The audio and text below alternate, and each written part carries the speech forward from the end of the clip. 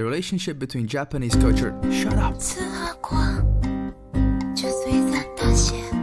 It's still playing.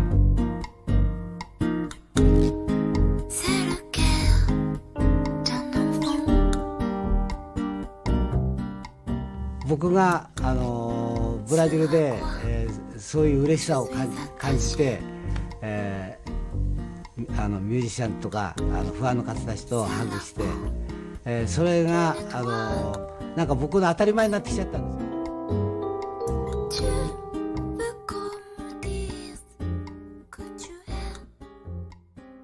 The relationship between Japanese culture and Brazilian culture is really curious.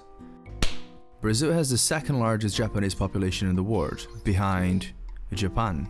There are over 2 million Brazilians of Japanese descent. How did that happen?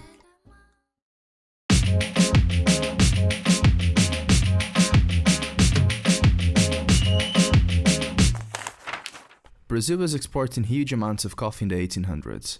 Brazilian farmers used African slave labor in the plantations, but in 1850, slave trade was abolished in Brazil. Brazil then opened up its borders to migrants, which encouraged millions of Europeans, most of them Italians, to migrate to Brazil.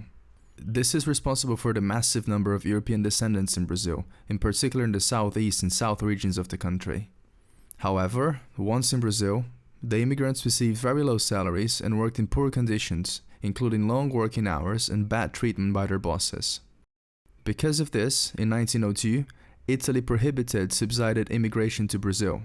At the same time, the end of feudalism in Japan generated poverty in the rural population, so many Japanese began to immigrate in search of better living conditions. In 1907, the Brazilian and the Japanese government signed a treaty permitting Japanese migration to Brazil. The first Japanese migrants arrived in 1908. In the first 7 years, around 15,000 Japanese arrived.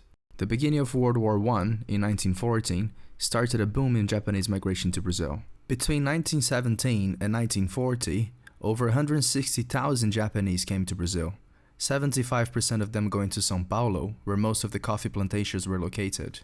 The result today is over 2 million Japanese descendants that live in southeast and south Brazil. Having massive Italian and Japanese migration, the Brazilians did what you would expect. They created sushi pizza. I'm very sorry I have to say this. But as much as Japanese culture came to Brazil, Brazilian culture also came to Japan. Vai minha tristeza, diz a ela que sem ela não pode ser. In 1985, Nara Leão, which is a household name in Bossa Nova, visited Japan with Roberto Menescal, which is also another great name in Bossa Nova, and they sold out their shows there. Bossa Nova was already a thing in Japan, but it's believed that a proper invasion only happened around this time, and those shows are often quoted as big reasons for that. Both Nara and Menescal were so successful in Japan that Nara went on to record commercials for Japanese TV, and Menescal went back to the country to perform live more than 25 times. After that, records of Japanese Bossa Nova started to appear, with its own twist to the genre.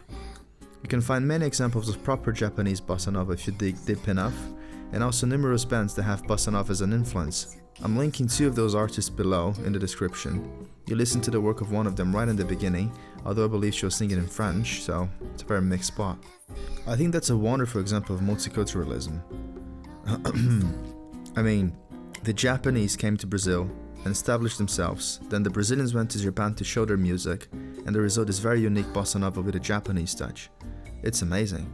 That being said, this is a channel for people who like music overall, but particularly for those who like the backstories and the elements that make music so great. I promise to you that if you subscribe to this channel, if you follow our playlist, and you engage with us on social media, you will get to know amazing music. So, I'll see you soon.